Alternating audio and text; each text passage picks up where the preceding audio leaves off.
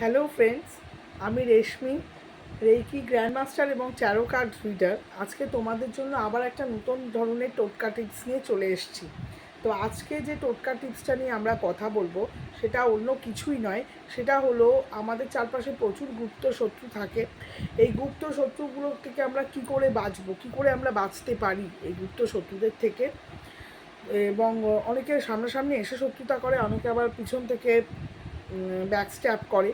তো এই ধরনের শত্রুদের হাত থেকে বাঁচার জন্যে যে জিনিসটা আমরা করতে পারি সেটা হচ্ছে যে আমরা কিছু মন্ত্র বা স্পিরিচুয়াল কিছু অ্যাঞ্জেল নাম্বার চান্টিং করতে পারি। তো সেই রকমই এফেক্টিভ কিছু জিনিস নিয়ে আজকে আমি বলবো। তো আমার বিষয়বস্তু আবারও বলে দিচ্ছি, গুপ্ত শত্রু নাশ। তো আজকে ফার্স্টেই বলবো যে নাশ করার ক্ষেত্রে এটা একদম ফার্স্ট, সেটা হচ্ছে কি তোমরা তোমাদের লেফট বডি পার্টে যে কোনো জায়গায় 24 সংখ্যাটাকে লাল কালি দিয়ে বা নীল কালি দিয়ে লিখে রাখতে পারো। 24 ঠিক আছে? এটা কিন্তু শত্রু নাশের জন্য খুব ভালো হবে এবং মনে মনে ম্যানিফেস্ট করবে তোমার শত্রু চলে গেছে। পয়েন্ট 1। পয়েন্ট 2, আমি একটা খুব ইম্পর্টেন্ট মন্ত্র তোমাদের সাথে শেয়ার করছি।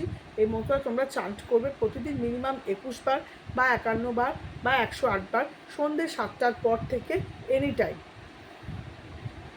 ওম পবনপুত্রায় বিঘ্নেশ্বরায় সর্বশত্রু নাশায় সর্বদুঃখ হর হর। বোঝা গেল? এই যে ফ্রেজটা, এটা একটা বৈদিক মন্ত্র, এটা তোমরা চান্ট করবে, টাইমও বলে দিয়েছি, খুব ভালো ফল পাবে। তোমরা মোটামুটি 21 দিন বা 1 মাস চান্ট করলেই এর উপকারিতা বুঝতে পারবে, ঠিক আছে?